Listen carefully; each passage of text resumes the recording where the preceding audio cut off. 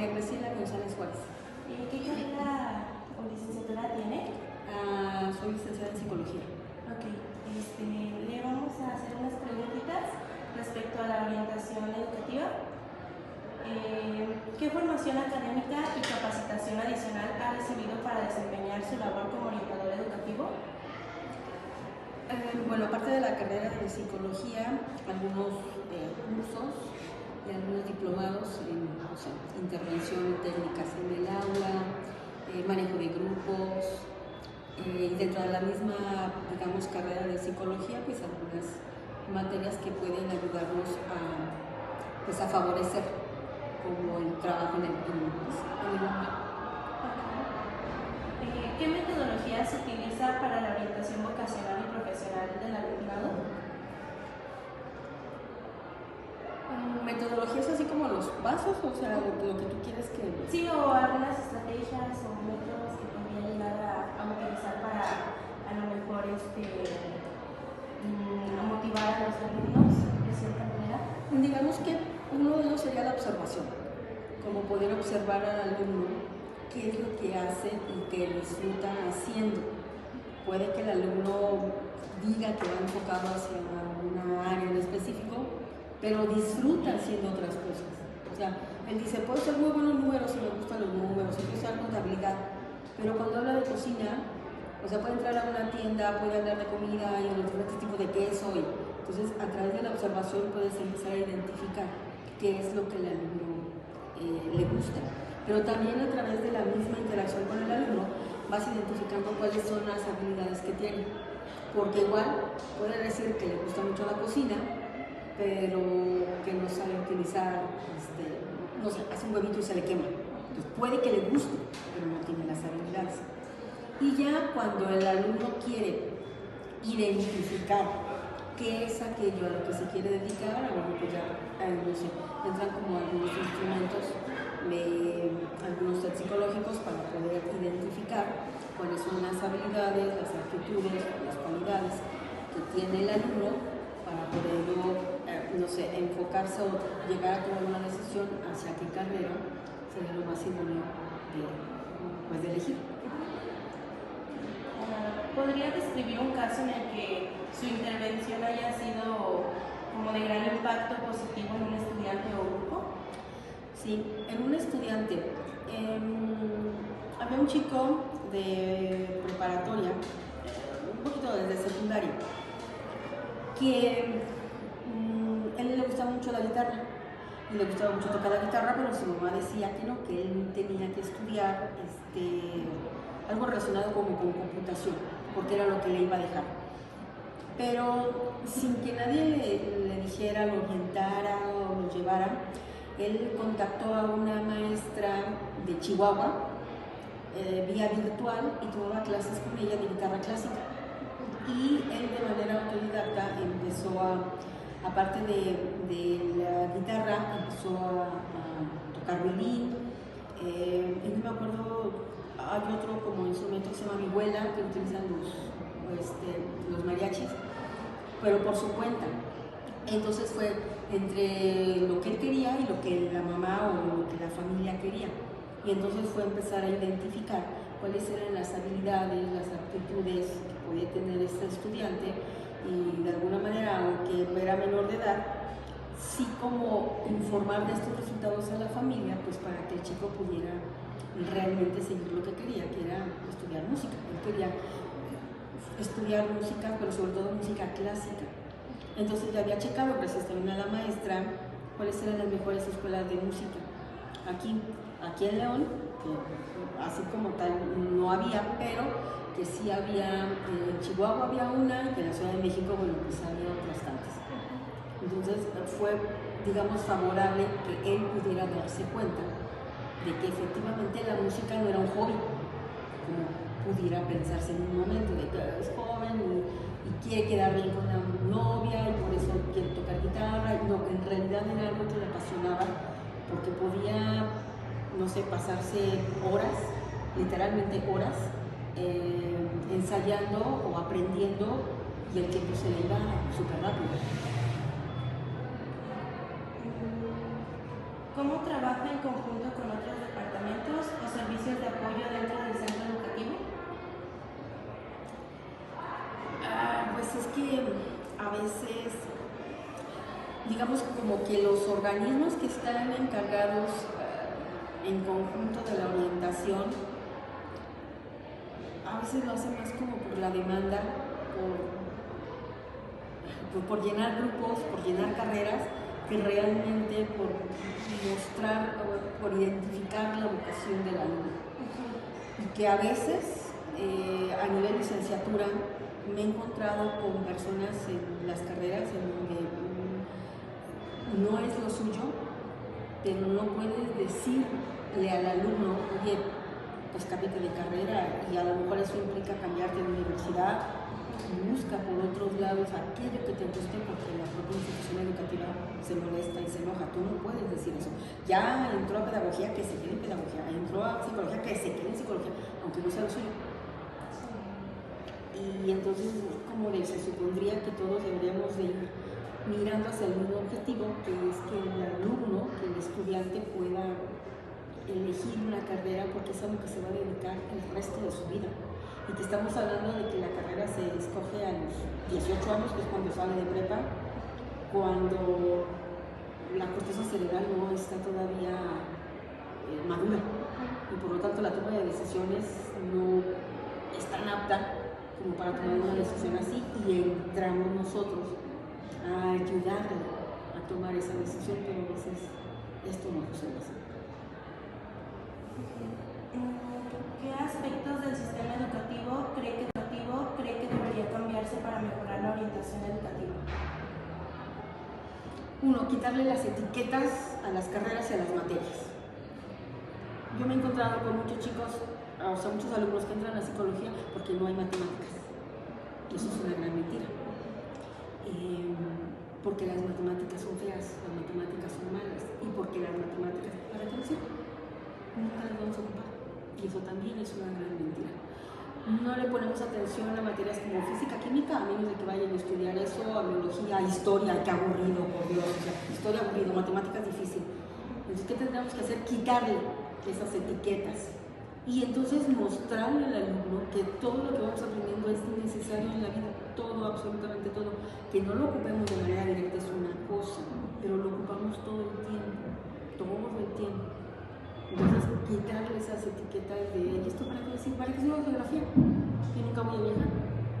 ¿O para qué estudio esto? Si no me va a servir. Y ahora, desafortunadamente, el gobierno actual, el saliente y en donde quitaron las matemáticas por no ser necesario, y le están quitando como la parte analítica y científica a la educación, vamos a tener alumnos que van a dejar de pensar. Porque las matemáticas eso es lo que nos permite poder tener un pensamiento analítico, sistemático, organizado, coherente, fluido. Y si le quitamos eso, no hay cosa. ¿Cómo es un día típico en un trabajo como orientador educativo?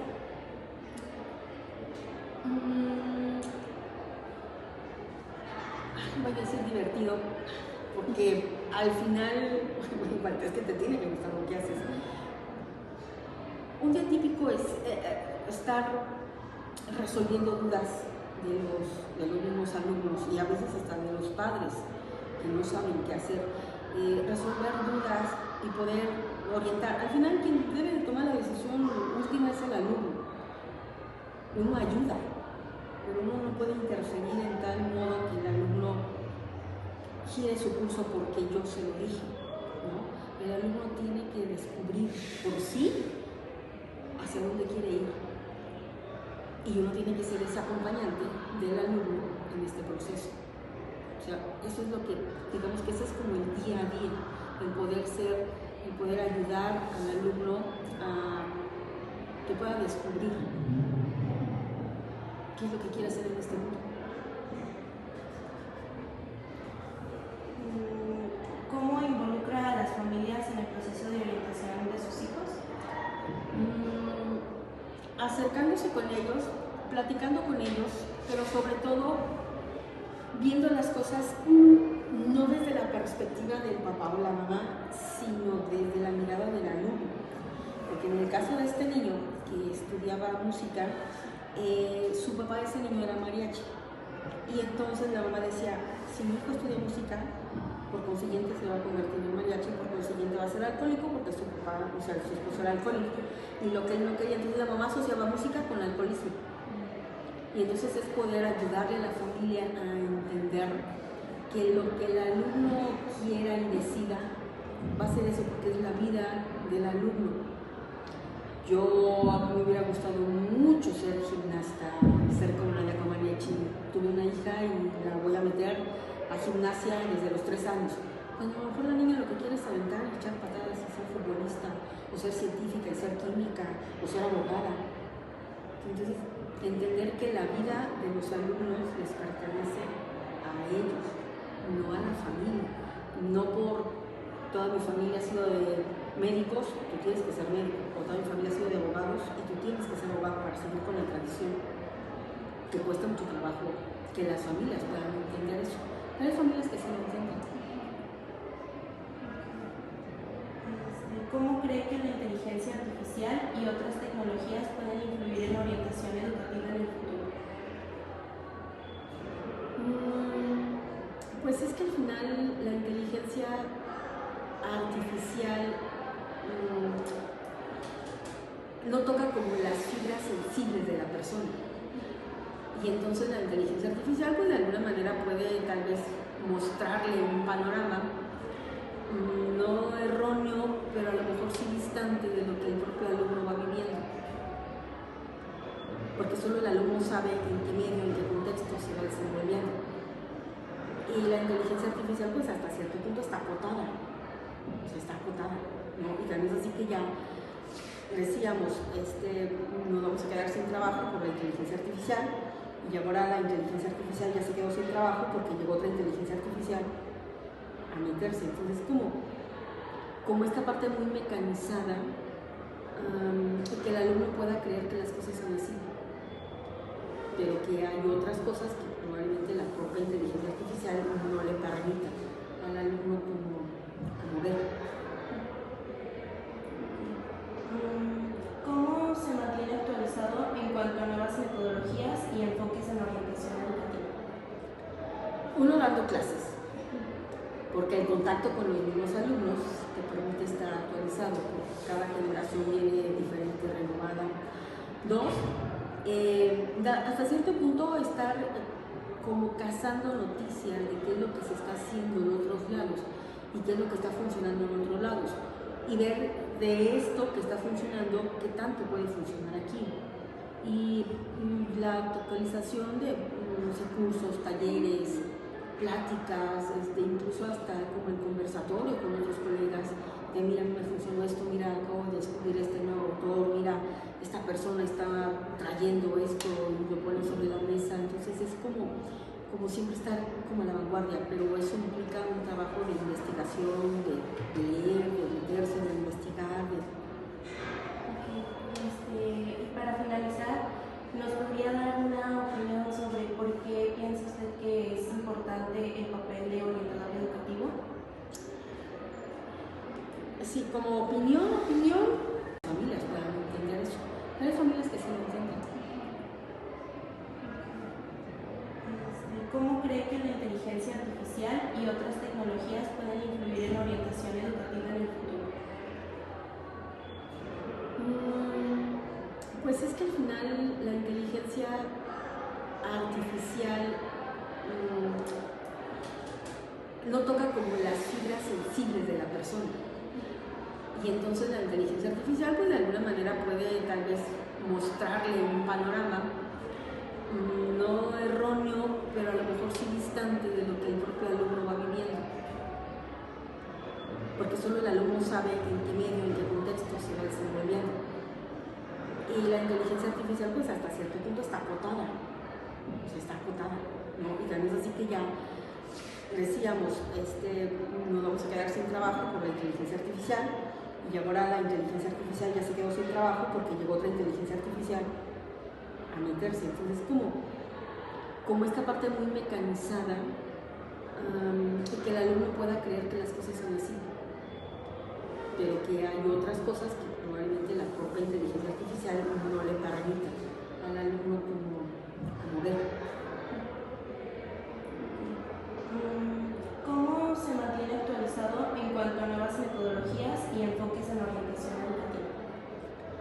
Uno, dando clases, porque el contacto con los mismos alumnos te permite estar actualizado, porque cada generación viene diferente, renovada.